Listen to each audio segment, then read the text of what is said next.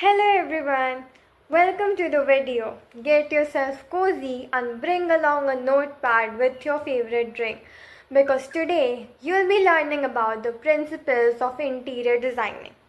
We will cover the main and proper aspects of it deeply so when you dive into the world of interior designing, you won't be scratching your head to know more. Now let's come on and take a deep dive into this. There are 7 major principles of interior designing, and we are going to start by knowing their names. First is balance, unity, rhythm, emphasis, scale and proportion, contrast, and lastly, details.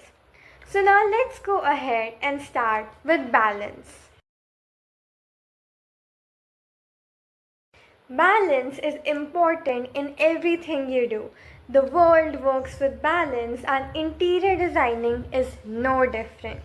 Balance refers to the visual stability, and it is caused by involving and distributing different elements in a way so that the room could reach equilibrium. No matter what you're decorating, balance is important because too much or too little of anything can get overwhelming. There are 3 types of balance. There is symmetrical, asymmetrical, and radial. Now let's move forward into knowing symmetrical balance.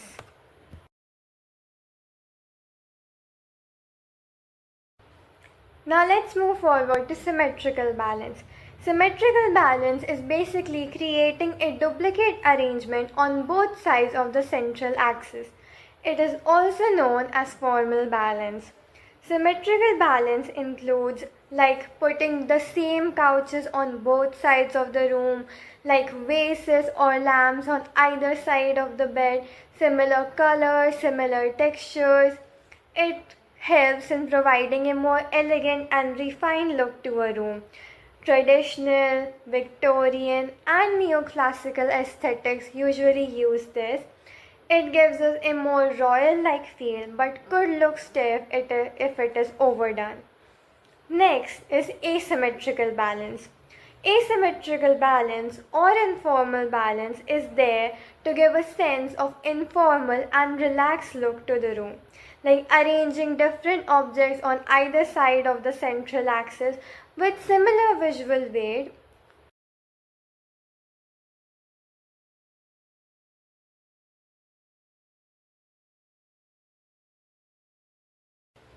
Now let's move forward to asymmetrical balance.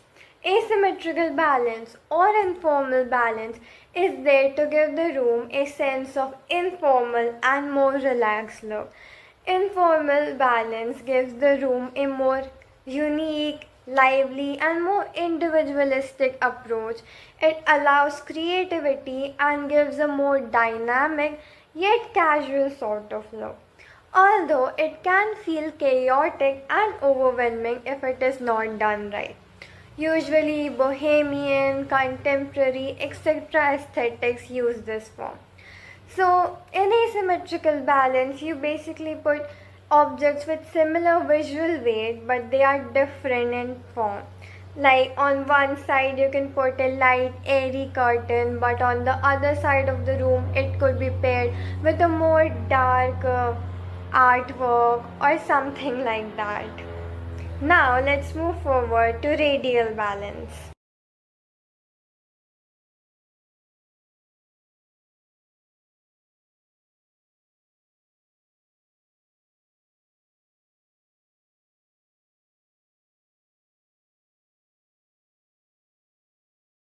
Now let's move on to radial balance. Radial balance involves arranging the decor around a main focal point, like in a circular pattern around it. For example, let's take a chandelier decoration in a hotel. There is nothing underneath the chandelier, but the decorations are arranged around it in a circle, or like a round dining table. The table is in between and the decor is arranged around it, like the chairs or the vases. You can take radial balance information from Art Deco or Mediterranean aesthetics.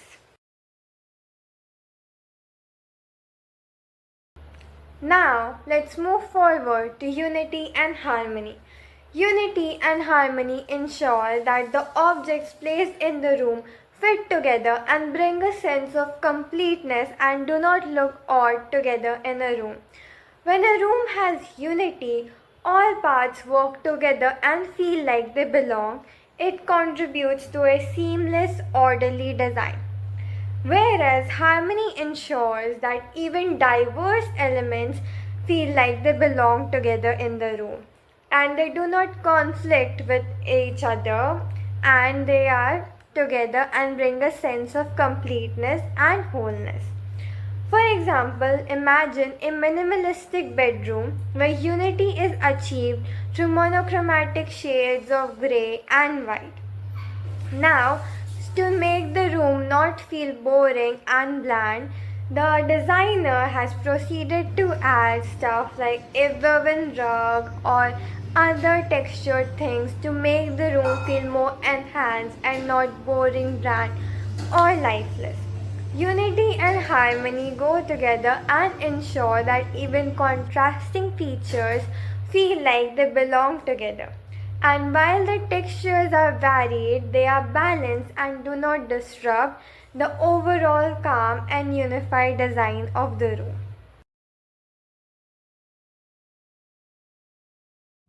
Now, let's move to rhythm. Rhythm in interior design refers to creating a smooth visual flow so that the viewer's eye can be guided smoothly along the room. This could be done through various techniques like transition, progression, repetition, and contrast. Like in transition, it is a gradual change. For example, it could be a curve or open layout, and through repetition, it could be same pattern and textures which can be repeated so that it could look visually appealing. Some examples of it could be a display of candles or vases, which could be in ascending or descending order. This would be an example of the technique progression. Or we can do a paint gradient on a feature wall, right? Or it could be a sleek, modern coffee table placed in front of a vintage sofa, which could be a part of contrast. And that is how rhythm could be incorporated. And rhythm helps in creating harmony and a sense of connectedness.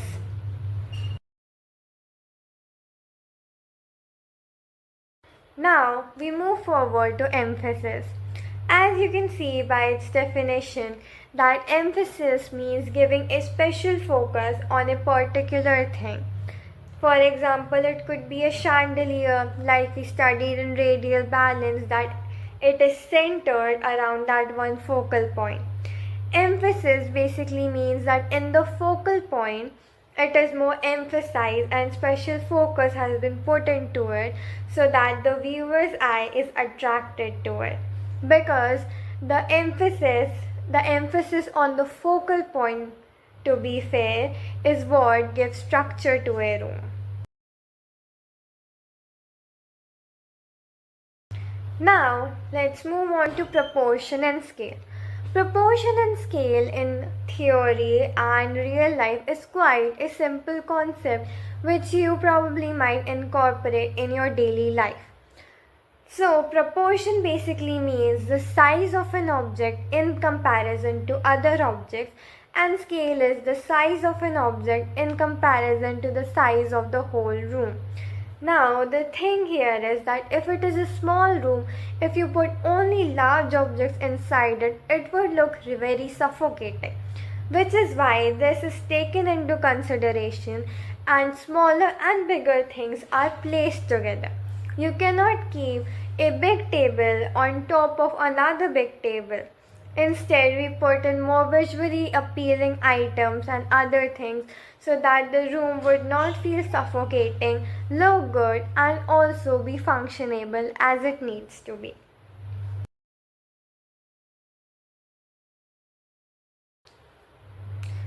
Enough about all this. Now let's move on to contrast. Before we studied balance, now we will study about contrast.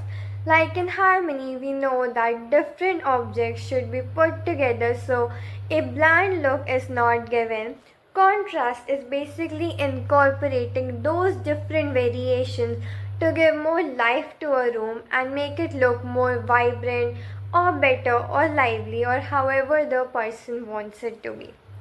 Now this is what contrast focus on, like light walls paired with dark furniture or vibrant artwork could be paired with soft curtains.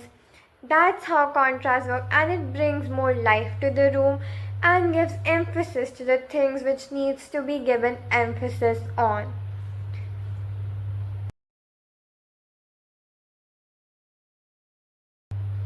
Now next we come to our last topic, which is details. Even the smallest details are important in interior designing because obviously you cannot put in a chipped cupboard or a cupboard whose paint is falling off into a room. That will ruin the vibe and the sleekness of the room.